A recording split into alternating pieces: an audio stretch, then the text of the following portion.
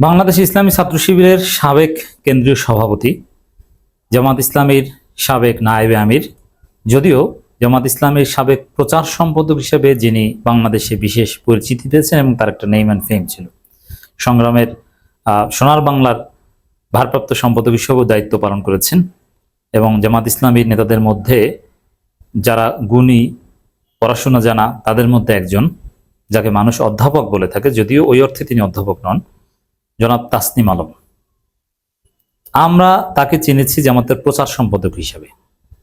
পরবর্তীতে জামাতের নায়েবে আমিরও ছিলেন, বর্ণাঢ্য রাজনৈতিক ক্যারিয়ারের অধিকারী ছিলেন তিনি একসময় 70 সালের দিকে ছাত্রসংঘ করতেন, এরপরে স্বাধীন বাংলাদেশে ইসলামী ছাত্র শিবির করেছেন, রাজশাহীতে পড়াশোনা করেছেন, রাজশাহীর নাটোর বাড়ি, রাজশাহী শহর শাখা শিবিরের দায়িত্ব পালন করেছেন, এরপরে কেন্দ্রে দায়িত্ব পালন করেছেন, এক পর্যায়ে কেন্দ্রীয় সভাপতি নির্বাচিত হয়েছেন অধ্যাপক তাসনিম আলম।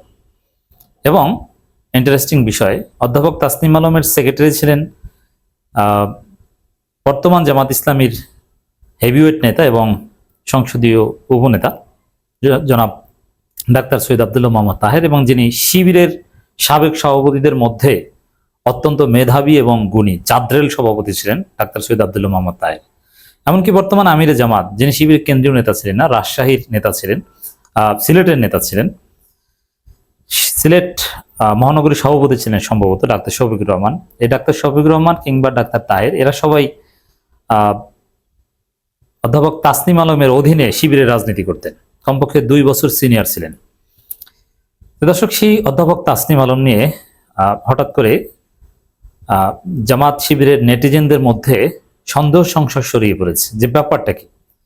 তাসনিম আলমের মতো হেভিওয়েট নেতা, যিনি জামাতের প্রেস উইং দেখতেন, প্রচার সম্পাদক ছিলেন, যিনি নায়েবে আমির ছিলেন এবং বর্তমান আমিরে জামাতের সিনিয়র কিংবা বস, তার নেতা ছিলেন, তিনি জীবিত, তার বাসা একদম মগবাজারে, জামাতের অফিসের একদম পাশেই, আমি জানি চিনি, অথচ তার কোনো খবর নাই, তার কোনো এক্সিস্টেন্স নাই, তার সম্পর্কে জামাতের লোকজন, তার শুভাকাঙ্ক্ষীরা কেউ জানে না। এরকম একজন নেতা, যাকে তৈরি করতে অনেক সময় লাগে, বা বিশেষ করে অধ্যাপক তাসনিম আলমের নাটোরের শিবিরের সাবেক নেতা, বিশেষ করে ঢাকা বিশ্ববিদ্যালয়ের বেশ কয়েকজন দায়িত্বশীল যাদের বাড়ি নাটোর ছিলেন, শিবিরের ঢাকা বিশ্ববিদ্যালয় শাখার একজন সাবেক সেক্রেটারি, পরবর্তী কেন্দ্রেও দায়িত্ব পালন করেছেন। তার কাছ থেকে আমি অধ্যাপক তাসনিম আলম সম্পর্কে অনেক কিছু শুনেছি, প্র্যাকটিক্যালি যারা দেখেছেন তাদের কাছ থেকেও শুনেছি যে তিনি একজন মুত্তাকি লোক ছিলেন, আছেন, এবং পরেজগার, এবং তার আমল আখলাক একদম ব্যতিক্রমী ছিল। সেই আব্বাস আলী খানদের কাতারে খুব আমলি একজন লোক ছিলেন, পরেজগার একজন লোক ছিলেন, প্রচার বিমুখ লোক ছিলেন, যদিও তিনি প্রচার সম্পাদক ছিলেন। এরকম একজন গুরুত্বপূর্ণ নেতা, এটা জামাতের ক্রিম, তিনি কেন নীরবে নিবৃতে অসুস্থ হয়ে বাসায় থাকবেন? তাকে নিয়ে কেন জনশক্তিতে কিছু জানবে না? এবং তাকে কেন জামাত দৃশ্যপটে আনবে না? কেন তিনি সাইড লাইনে হয়ে গেলেন? তাকে তো আর ফাঁসি দেওয়া হয়নি অথবা মেরে ফেলা হয়নি। তিনি জীবিত থাকতে তাকে নিয়ে কেন আলোচনা নেই? হুইল চেয়ারে করে হলেও তাকে জামাতের প্রোগ্রামে আনা দরকার, তাকে সামনে আনা দরকার। তিনি জামাতের দুঃসময়ের নেতা। হাসিনা ফেসিবাদ কায়েম করেছে যাদেরকে নির্যাতন করে, তাদের মধ্যে প্রথম সারির 2 জন হচ্ছেন এটিএম আজহারুল ইসলাম এবং অধ্যাপক তাসনিম আলম।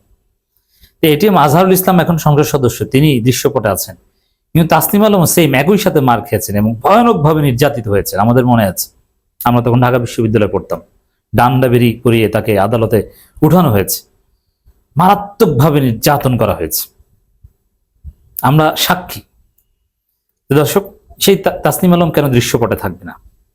এটা নিয়ে জামাতের অভ্যন্তরে বা নেটিজেনদের মধ্যে, বিশেষ করে সারা বাংলাদেশে জামাতের লক্ষ কোটি ভক্ত সমর্থক, তারা এখন প্রশ্ন করছে, তাদের মধ্যে সন্দেহ সংশয় ঢুকে গেছে।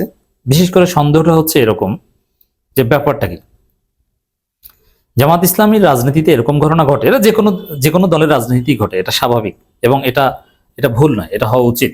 কোনো কারণে, যেমন জামাত নেতা মানেই যে ভুলের ঊর্ধ্বে, নট লাইক দ্যাট।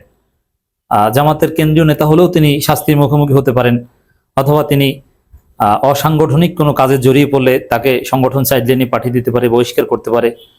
এটা হওয়া উচিত, বরং আমরা তো এগুলোর পক্ষে। তো সেক্ষেত্রে যেমন রাজশাহী মহানগরীর সাবেক আমির আমাদের ডক্টর শফিকুল ইসলাম মাসুদের শ্বশুর আতাউর রহমান সরকার,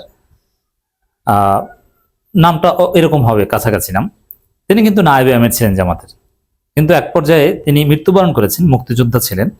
কিন্তু এই আতাউর রহমান সাহেব তিনি জামাতের এক প্রকার সাংগঠনিক শাস্তির মুখোমুখি হয়ে তার সাংগঠনিক ক্যারিয়ার শেষ করতে হয়েছে। একজন ব্যক্তি যিনি শিবিরের কেন্দ্রীয় সভাপতি হন অথবা জামাতের রাজনীতির জন্য তার জীবন যৌবন একদম বৃদ্ধ বয়সে চলে যান, সে জীবনে যদি সাংগঠনিক শাস্তির মুখে পড়ে কোনো না কোনোভাবে সাইড লাইনে চলে যেতে হয়, সাংগঠনিক শাস্তি প্রকাশ্যে হয়, গোপনে হয়, নানানভাবে হয়, এটা আমাদের কাছে দুঃখজনক। সংগঠন হয়তো ভালোর জন্য এটা করে, কিন্তু এটা দুঃখজনক। আতাউর রহমান সাহেবের ক্ষেত্রে এটা হয়েছিল। অধ্যক্ষ মোহাম্মদ তাহের, শিবিরের সাবেক কেন্দ্রীয় সভাপতি, আমাদের এই ফারজানা মাহবুবার বাবা, হেভিওয়েট শিবির সভাপতি ছিলেন এবং জামাতের অ্যাসিস্ট্যান্ট সেক্রেটারি ছিলেন, খুব সক্রিয় ছিলেন। কিন্তু হঠাৎ করে তিনি দৃশ্যপটের বাইরে চলে গেছেন এবং এক পর্যায়ে তিনি মৃত্যুবরণ করেছেন। তিনিও এক প্রকার সাংগঠনিক শাস্তির মধ্যে পড়েছিলেন।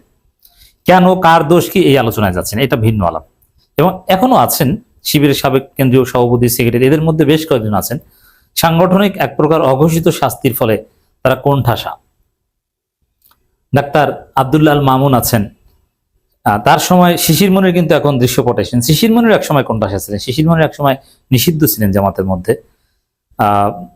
শিশির মনির, মির্জা গালিব, এদের সম্পর্কে বলা হতো যে ঢাবি শিবির যেন তাদেরকে কোনো প্রোগ্রামে না ডাকে, কিন্তু ঢাবি শিবির কোনোদিন জামাতের হাইকমান্ডের এই নির্দেশ মানে নেই। এটা ভিন্ন আলাপ। এখন এটা দুঃখজনক, বাট এরকম ঘটনা ঘটতে পারে, ঘটা স্বাভাবিক এবং অনেক ক্ষেত্রে হয়তো ঘটা উচিত সংগঠনের বৃহত্তর স্বার্থে। তাসনিম আলমের ক্ষেত্রেও অনেকে এ ধরনের ধারণা করছেন যে অধ্যক্ষ তাহেরের মতো কিংবা আতাউর রহমানের মতো, মঞ্জুর ইসলাম ভুইয়ের মতো তাকে কোনোভাবে সাইডলাইনে পাঠিয়ে দেওয়া হয়েছে কিনা। এই যে বিভ্রান্তিটা, এই বিভ্রান্তিটা তৈরি হয়েছে আমি যতদূর খোঁজ নিলাম জামাতের মিডিয়া উইং এর দুর্বলতার কারণে, তাদের অযোগ্যতার কারণে।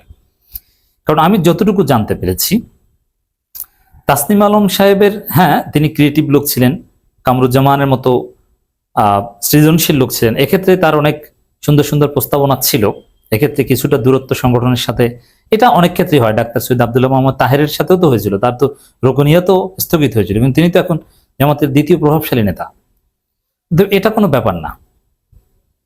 কিন্তু মূল যে খবর আমি যেটা জানতে পেরেছি, যে তিনি আসলে সিভিয়ারলি অসুস্থ, সিরিয়াসলি অসুস্থ।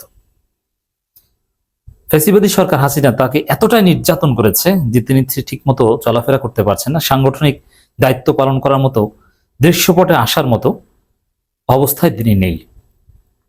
তিনি মজলিস শুরা সদস্য জামাতের, আমি যতদূর জানি। তিনি সর্বশেষ এই অধিবেশন, আগের অধিবেশনে এসেছিলেন এবং জামাত ইসলামের মিডিয়া উইং এর লোকজন বিশেষ করে প্রায় তার খোঁজ খবর নিতে যান। কিছুদিন আগেও নাকি এহসানুল মাহবুব জুবায়ের তিনি খোঁজ খবর নিতে তার বাসায় গিয়েছিলেন, জামাতের অফিস থেকে, যেটা আমি জানতে পারলাম। তো এরকম ঘটনা ঘটে, কিন্তু এটা জামাতের মিডিয়া উইং কেন প্রচার করে না? জামাতের এটা একটা প্র্যাকটিস। দেখেন, হয়তোবা অধ্যাপক তাসনিম আলমের প্রতি সহযোদ্ধা, সহযোগী কিংবা সহকর্মী হিসেবে জামাতের লোকজন দায়িত্ব পালন করছেন, খোঁজ খবর নিচ্ছেন। আমি ধরলাম না যে এখানে ওইরকম কোনো বহিষ্কার কিংবা সাংগঠনিক গোপন শাস্তির কোনো রাজনীতি আছে, কিন্তু তাকে মিডিয়ায় কেন আনা হচ্ছে না, তার সম্পর্কে কেন জামাতের জনশক্তিরা জানতে পারছে না, এই প্রশ্ন সামনে আসছে। এইটি হচ্ছে মিডিয়ামের দুর্বলতা।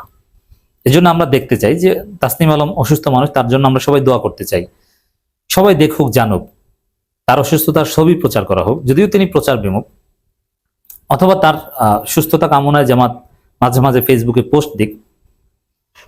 তার মতো একজন মুখলেস এবং প্রবীণ রাজনীতিবিদ, জামাত শিবিরের রাজনীতির যে সিলসিলা, তাতে তাকে প্রাসঙ্গিক রাখা, তাকে আলোচনায় রাখা, দৃশ্যপটে আনাটা জরুরি।